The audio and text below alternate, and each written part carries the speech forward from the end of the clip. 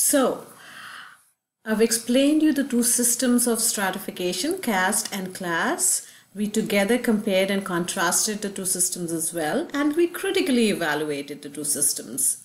Now it's your turn. I need you to work on one-liners, takeaways.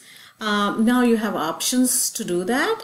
You can either draw, you can write, or just speak a dialogue about it on this topic. So I have some examples on this topic from my previous class. I would like to show you just.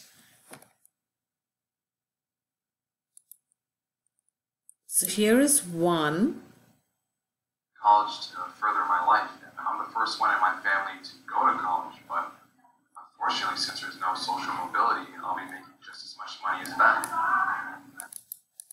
All right, and there is this.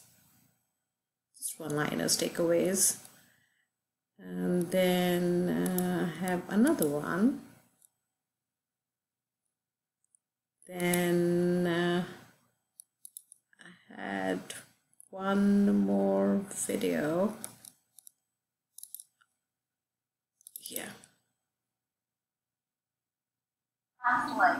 I have an associate's degree and I'm getting paid the same as my parents.